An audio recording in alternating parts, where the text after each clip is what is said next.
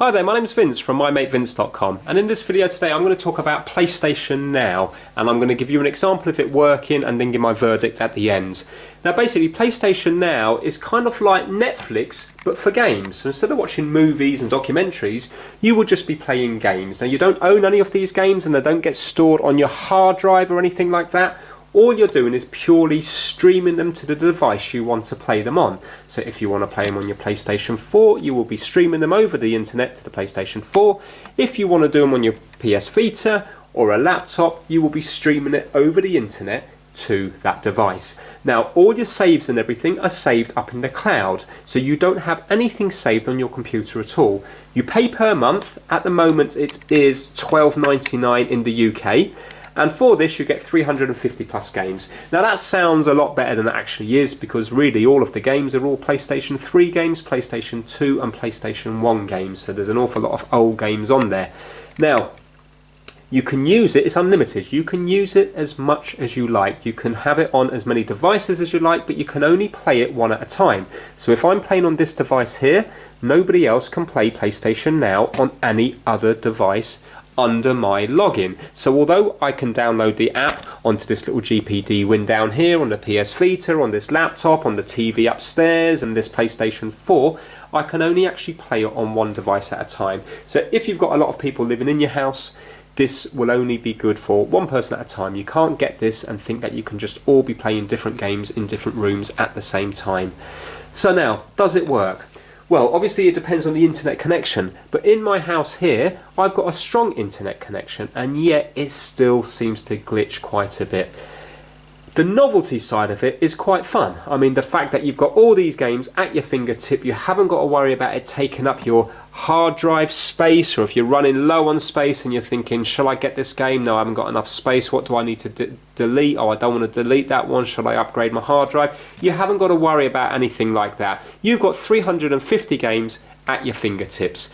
Now, when you're using it on something like a laptop or this little GPD Win here, which is essentially just a tiny little Windows 10 laptop, you can use either a PlayStation 4 or a PlayStation 3 controller. So basically your DualShock 3 controller or your DualShock 4. Now, if you want to use it wirelessly, you do have to get one of these little USB dongles. So that's a PlayStation DualShock 4 USB wireless adapter. If you don't want to use that, then of course you can just use a cable. So I can plug one USB end into either the GPD Win or the laptop, and then for example the micro USB will be used on the DualShock 4, or for your DualShock 3 you will just be using a mini USB. So you're just going to be using your charging cable basically. So you don't have to get this, but if you want to use it wirelessly then you will have to get this. But this won't work in your TV or anything. If you're using it in either a Samsung TV or a Sony TV, then you're going to have to be using a lead. Now, I'm saying you can use it on a Samsung TV and a Sony TV and for example the PlayStation Vita, but it depends when you're watching this. Yes, if you're going to be watching it in the next few weeks, at the moment it's the end of May 2017, it will still work. But they're scrapping all those devices, and the only thing you're going to be able to use PlayStation Now on is the PlayStation 4 console and laptops and PCs. So you're not going to be able to use it on your PlayStation Vita. Yeah, you're not going to be able to use it on there anymore, and you're not going to be able to use it on your Sony TVs and Samsung TVs. You're only going to be able to use it, like I said, on the PlayStation 4 console and on laptops and PCs, which is where something like this really comes in handy, this little GPD Win, because it is a Windows 10 device, so you will be able to still use PlayStation Now on something like this, and it has the controls and everything built in, so it does work well on something like this. But like I said, I've got a 70 megabit per second download in the house, and I've got a 5 megabit per second upload in the house. Now when I use an Ethernet cable, I am getting those speeds into the devices, and even then it still doesn't work perfectly all the time. It will still be glitchy, it will still drop frames. If I'm using wireless on something like this, if I'm using Wi-Fi on this, then really it's quite unusable unless I'm very close to the router, or router as you guys know it in the rest of the world. But obviously it will depend what you have. If you've got a rock steady solid Wi-Fi connection to your devices, then it's going to work a lot better. So let me just quickly show you it working on the PlayStation 4 over here. So basically, let me just quickly go through some of the top rated games on there. So you've got the Red Dead Redemption and Undead Nightmare. Obviously these were very big games for the PlayStation 3. You've got Infamous 2, God of War, The Last of Us, Mortal Kombat, quite a few Lego games on here, Batman. If you go down, these are the new titles that have just been released. You've got Star Wars, you've got more Lego games there. Just have a little flick through when you can just see them there, save me reading each of them out. It shows you what you've played recently. You've got your PlayStation exclusive plus the DLCs, Heavy Rain, you've got all the Uncharted on there.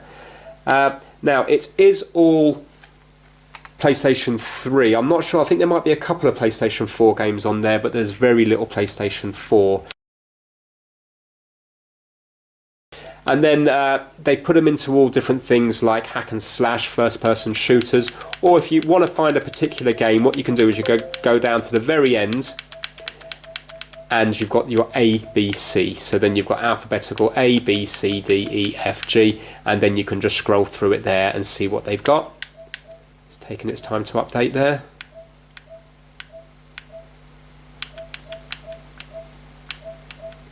There we go. Yeah, so you get the idea. So let's just pick a game. What should we pick? Let's go to one of the. I'll go to one of the Lego games, I think. So you just press X and then you go X again to start. Now it says here select start and close game, because obviously these games were made for a PlayStation 3 controller, which was select start and this PlayStation button here. So you're going to be using the touchpad to mimic those buttons. Now at the moment I have got this PS4 connected up via a LAN cable, an Ethernet cable, so I am going to have 70 meg going into that one. I'm just going to fast forward through this while it's loading up.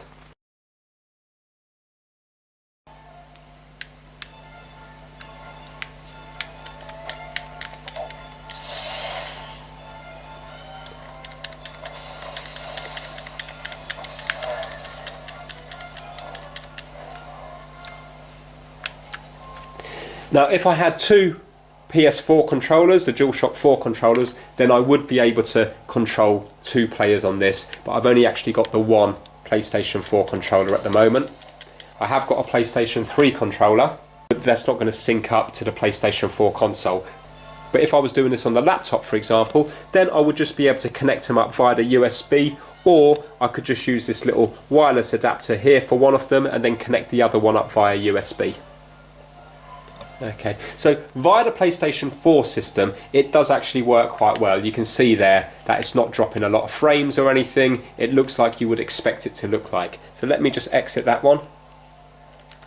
Okay, what I'm going to do now is I'm going to exit PlayStation Now, just back to the PlayStation home screen. And I'm going to see how long it takes to get back into PlayStation Now and get onto, for example, Red Dead Redemption. So let's say now this will be a true test. If I want to play it now, let's see how long it takes. So I'm going to start the timer now. And we're going to go into PlayStation Now. We'll see how long it takes to load up and actually get into the game, because that's what I found a problem with this. Sometimes you don't want to get into the game because it can take so long to get into it, or it has a hiccup where it doesn't work and you've got to start it again, that it kind of puts you off doing it. So we're going to go to Red Dead Redemption. Not bad, about 1.5 minutes. That was actually pretty good. Often it can take a lot longer than that. So that's not too bad. So press start. Obviously start is going to be this side here because you're mimicking the buttons here. Just touch the touchpad here. Right, okay, so that's it working there. But even then you can see every now and then it will glitch.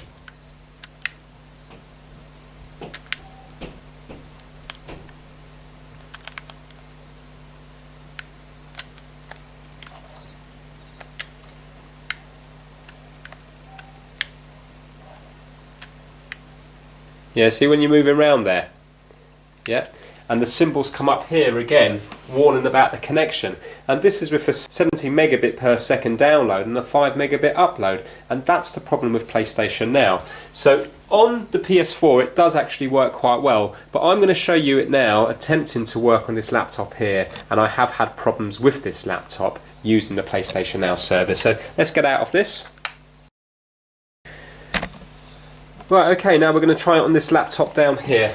So with this laptop I can connect up the USB cable, or what I'm going to do is I'm just going to use this thing here and sync it up to my DualShock 4 controller. So with this you just plug it in and then you just hold it in for a couple of seconds until it goes into pairing mode. There you go, so now it's blinking twice, that means it's pairing mode. With this one here, first of all I've got to turn off the controller by just holding it down here for about 10 seconds. Right, so that's now off, and what I'm going to do is I'm going to hold down the share button and then the PlayStation button at the same time until it goes into pairing mode, so it will start flashing twice. There we go, and now it will start to sync up with that there. There we go, so that has synced up, so that part of it works well. But now I need to sign into the PlayStation Now on this laptop. I updated this app earlier today, so I'm just going to be fast forwarding through this bit here. Right, so I've logged in now, so it's just loading up. And in theory, if I had got far in Red Dead Redemption, then what happens is when you go onto this one here, you will just pick up from the same place that you left off. So remember, because it's not stored on any of these hard drives, it's stored on a server, then you can just pick it up from any device and it will just start streaming from where you left off.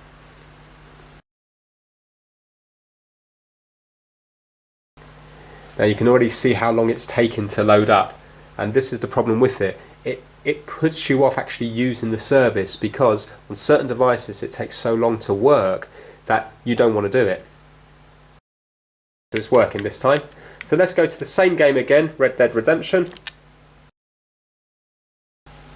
Right, okay, so that's loaded up there now.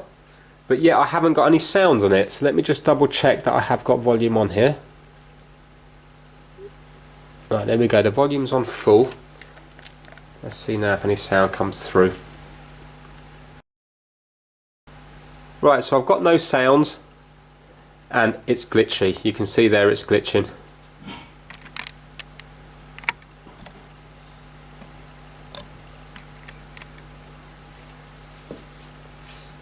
Yeah, there you go. It's frozen there.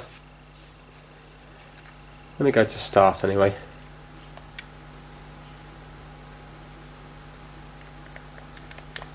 There you go, so it's completely frozen up.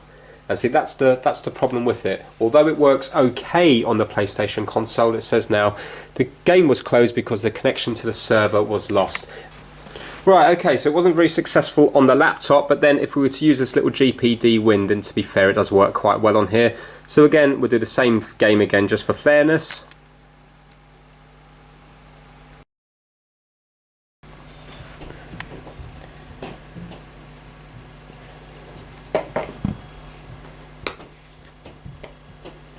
Right, it says here your internet connection cannot support a gameplay stream right now. Try shutting down anything that might be using up your bandwidth. Okay, so I can't even connect on this. So what I'm going to do is let's just get out of this and do a quick speed test just to see what the speed test is like on it.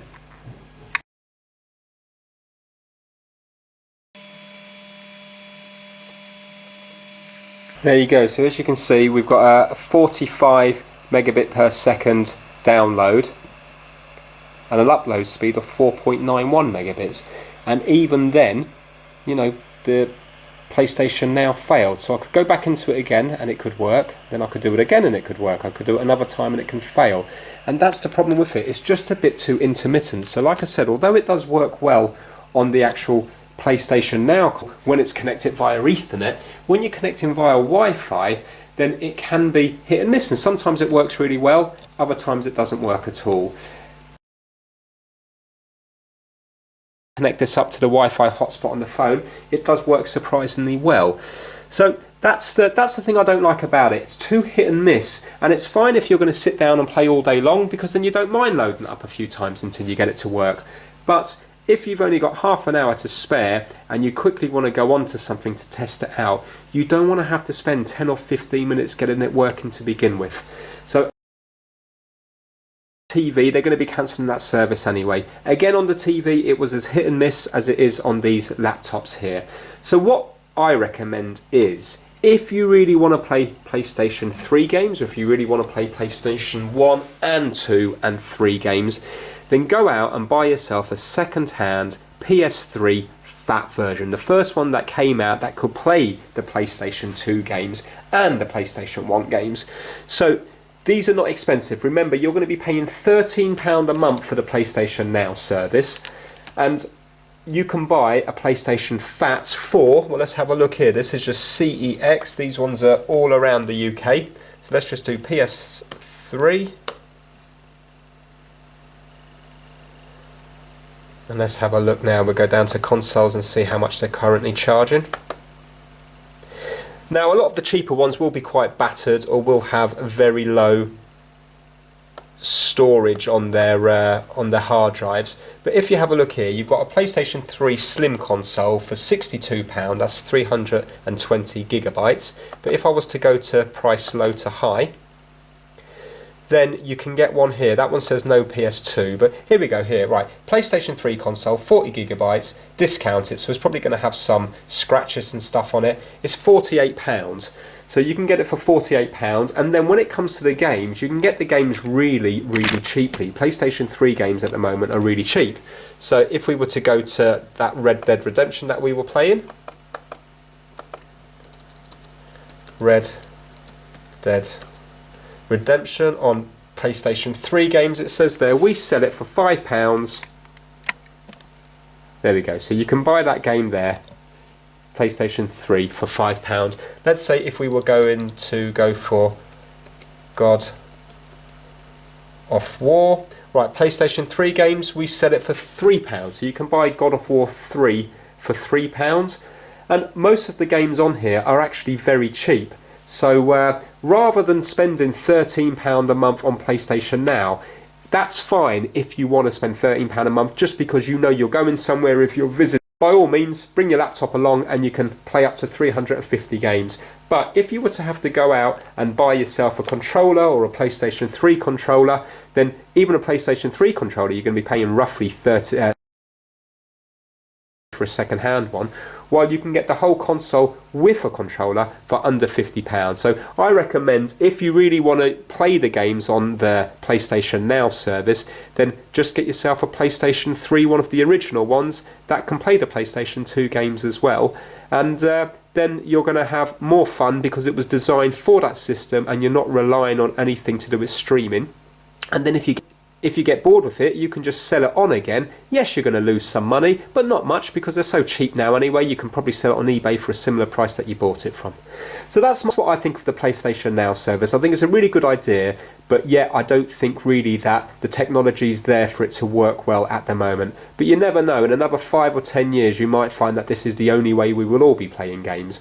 So I hope you enjoyed the video. Please give it a thumbs up if you liked it, and please subscribe for more how-to videos. Take care. Bye now.